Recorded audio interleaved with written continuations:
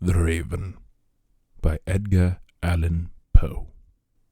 Once upon a midnight dreary, while I pondered, weak and weary, over many a quaint and curious volume of forgotten lore, while I nodded, nearly napping, suddenly there came a tapping, as of someone gently rapping at my chamber door.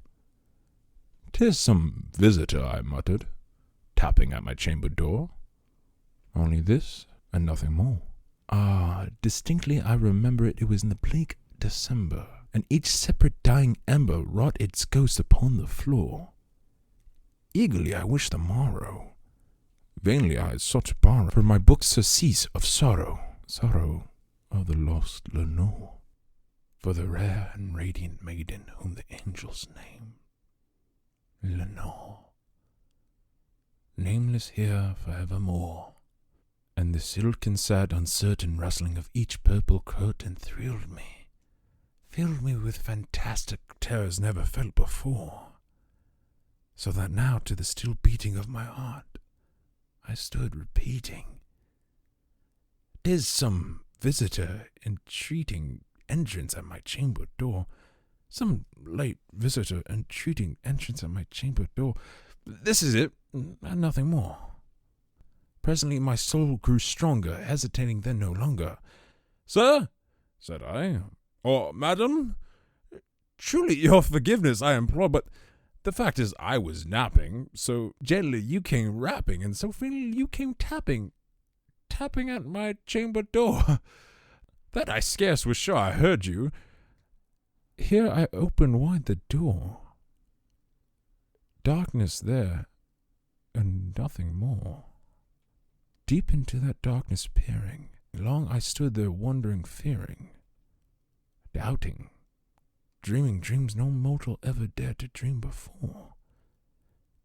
But the silence was unbroken, and the stillness gave no token, and the only word there spoken was the whispered word, "Lenore." This I whispered, and an echo murmured back the word, "Lenore." Merely this, and nothing more. Back into the chamber turning, all my soul with me burning. Soon again I heard a tapping somewhat louder than before. "Surely," said I, "surely that is something at my window lattice. Let me see then. Where threat is, and this mystery explore. Let my heart be still a moment, and this mystery explore. 'Tis the wind, and nothing more." Open here I flung the shutter, when, with many a flirt and flutter, in there stepped a stately raven of the saintly days of yore. Not the least obeisance made he, not a minute stopped to state he, but, with mine of lord or lady perched above my chamber door, perched upon a bust of Pallas, just above my chamber door. Perched and sat, and nothing more. Then this ebony bird beguiling my sad fancy into smiling, by the grave and stern decorum of the countess it wore.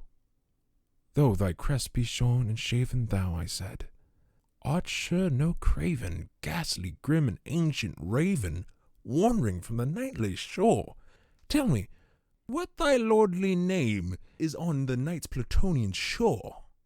Quotheth the raven, "Nevermore." Much I marvel this ungainly fowl to hear discourse so plainly, though its answer little meaning, little relevance bore. For we cannot help agreeing that no living human being ever yet was blessed with seeing a bird above his chamber door. Bird or beast upon the sculptured bust above his chamber door, with such name as Nevermore.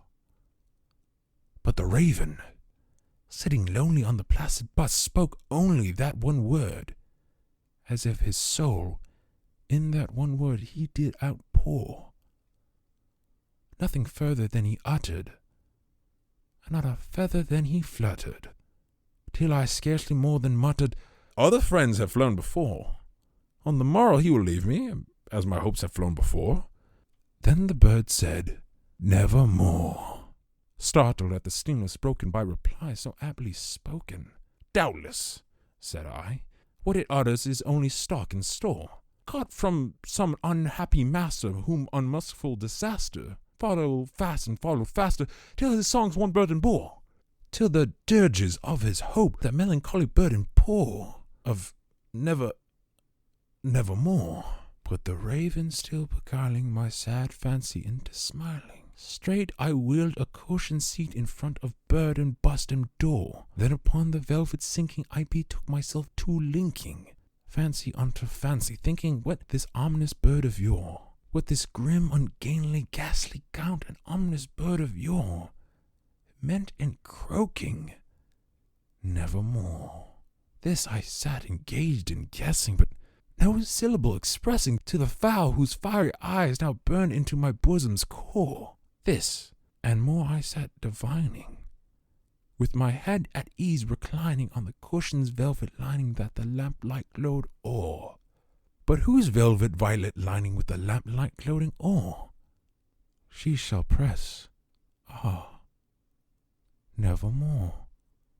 Then methought the air grew denser, perfume from an unseen censer, swung by seraphim whose footfalls tinkled on the tufted floor. Wretch, I cried, thy God had lent thee, by these angels hath sent thee respite and nepenthe from thy memories of Lenore. Quaff this kind nepenthe, and forgot this lost Lenore. Quotheth the raven, nevermore.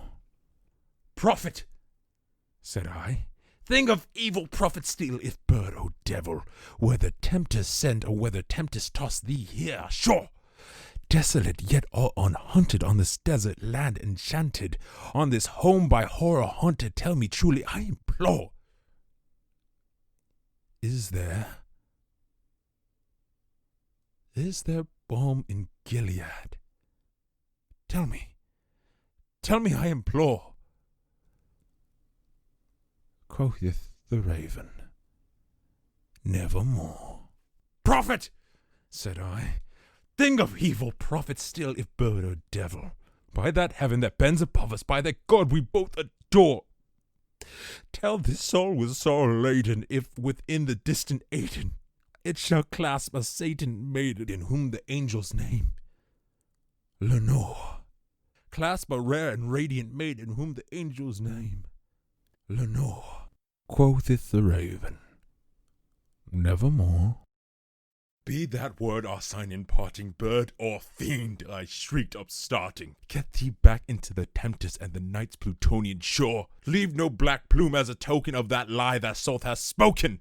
Leave my loneliness unbroken. Quit the bust above my door. Take thy beak from out my heart. Take thy form from off my door. Quotheth the raven, nevermore. And the raven, never flitting, still is sitting on the pallid bust of Pallas just above my chamber door.